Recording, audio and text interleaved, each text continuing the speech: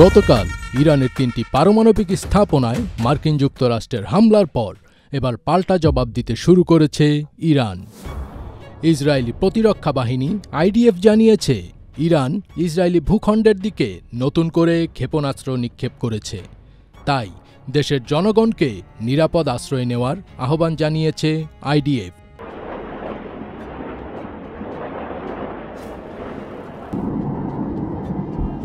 ইসরায়েলে ইরানের ব্যালিস্টিক ক্ষেপণাস্ত্র হামলায় অন্তত ৮৬ জন আহত হয়েছেন।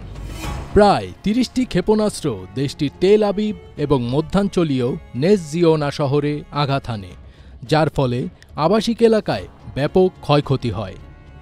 এদিকে একটি বিমান প্রতিরক্ষা ইন্টারসেপ্টর বিকল হয়ে উত্তরের শহর হাইফাতে আঘাত হানে। এতে ব্যাপক ক্ষয়ক্ষতি হয় এবং ৩ জন আহত হয়েছেন। এই ঘটনার সময় শহরে কোনো সাইরেন বাজানো হয়নি। অন্য আরেক বিবৃতিতে আইডিএফ জানায়, কিছুক্ষণ আগে ইরান থেকে ইসরায়েলি ভূখণ্ডের দিকে ছোড়া ক্ষেপণাস্ত্র শনাক্ত করা হয়েছে।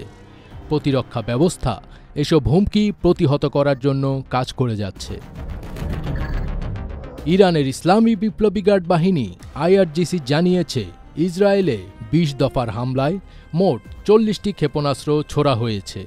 এর মধ্যে প্রথমবারের মতো তৃতীয় প্রজন্মের বহু ওয়ারহেড বিশিষ্ট খাইবার শেকান ক্ষেপণাস্ত্র ব্যবহৃত হয়েছে। আইআরজিসি জানিয়েছে, এই ক্ষেপণাস্ত্রগুলোতে অবতরণের সময়ও ওয়ারহেড নিয়ন্ত্রিত করা হয় এবং এটি নানা ধরনের উচ্চ বিস্ফোরক ও ধ্বংসাত্মক ক্ষমতা সম্পন্ন ওয়ারহেড বহন করে।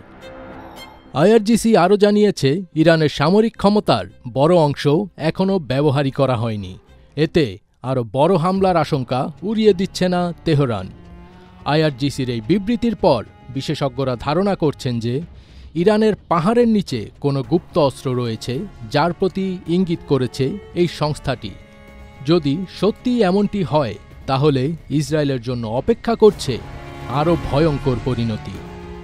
এমনিতেই যুক্তরাষ্ট্রকে যুদ্ধের সহযোগিতার জন্য ডেকে নিজেদের দুর্বলতা প্রকাশ করেছে এই ইহুদিবাদী রাষ্ট্র। এখন দেখার পালা, ইরানের পরবর্তী পদক্ষেপ কতটা ভয়াবহ হয়।